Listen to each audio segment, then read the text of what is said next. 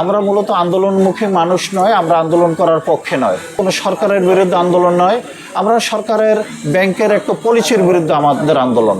গতকালকের আমরা সম্মিলিত আন্দোলনকারী যারা সম্মিলিত ইসলামী ব্যাংকের গ্রাহক চট্টগ্রাম অঞ্চলের, তাদের একটা গুরুত্বপূর্ণ একটি যৌথ সভা হয়েছে। সেখানে আমাদের ইসি কমিটির সম্মানিত নেতৃবৃন্দ, উপদেষ্টা মণ্ডলী এবং গ্রাহকগণ উপস্থিত ছিলেন। সেখানে আমরা অনেক কিছু বিশ্লেষণ করে আমরা মূলত আন্দোলনমুখী মানুষ নয়, আমরা আন্দোলন করার পক্ষে নয়।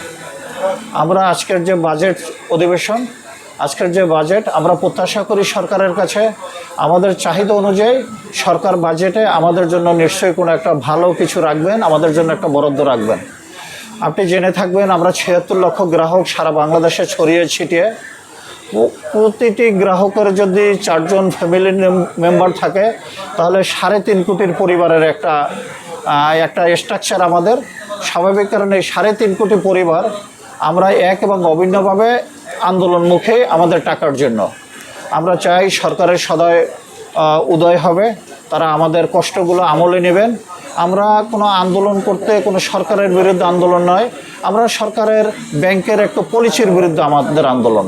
তথাকথিত হেয়ার কাট এবং স্বাভাবিক লেনদেন, অন্য ব্যাংক যেভাবে স্বাভাবিক লেনদেন, আমরা চাই এই ব্যাংকটিও একটু স্বাভাবিক লেনদেন হোক। এই ব্যাংকগুলোকে আমরাই জাগাবো, এই ব্যাংকগুলোকে রানিং আমরা করব। এই ব্যাংকগুলোর আস্থার সংকট, সে আস্থার সংকট আমরা ৭৬ লক্ষ গ্রাহকই দূর করব।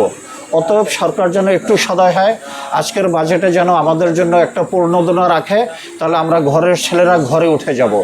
আর যদি এর ব্যর্থতা হয়, বাজেটে যদি আজকের বাজেটে যদি আমাদের জন্য ফলস্পর্শ আশাব্যঞ্জক কোনো কিছু না আসে, তাহলে আমরা কার্যনির্বাহী বডি, আমরা আমানতকারী সকল স্টক হোল্ডার সবাইকে নিয়ে বসে আবার একটি আন্দোলনের কর্মসূচি আমরা ঘোষণা করব।